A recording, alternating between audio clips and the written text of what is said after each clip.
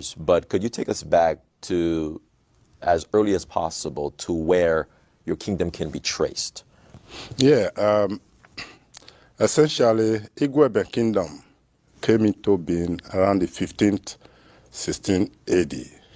Okay. 15, 16, 80. Yes, and the story is that the Benin kingdom in that part of the world, Saying Benin. in Benin kingdom, okay. Edo State, present Edo State, okay. Had this rule extended virtually most part of Nigeria. Okay.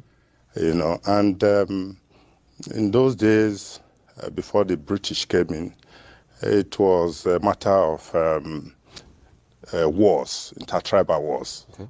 Therefore, the Benin Kingdom from time to time do engage in war of subjugation. Gotcha. You know, in an attempt to expand the kingdom, okay. Or repel any attempt to your invasion. Okay. Therefore, the warriors from time to time go on such missions. Okay. And it is in one of the expenditure that you had the name Ebe, the man Ebe, left Benin, leading other warriors to ward off some invaders. Okay. And they passed this particular spot of settlement now known as Igueben. Okay. A year later, in 1516. Before we continue on, so just to recap the story, from the Benin Kingdom to repel the invasion, this man, Eben, he went through the area known as Igueben today. Yes. To repel who exactly? Yeah, another kingdom we call the Ida in another, from another area. Okay. Another group of people? Yes, okay. Another group of people. So he, being a warrior, was in charge of these other warriors that went after these invaders. Mm-hmm. And they passed this spot, and on their way back a year later, okay. After succeeding in their mission, okay. This particular spot they stopped to have a rest.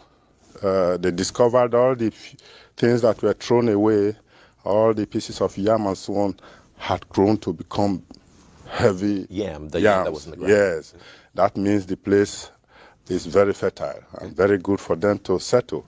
And they decided to send emissary. They had been decided to send emissary back to the Oba. In those days, you have to take permission because that would be rebellious.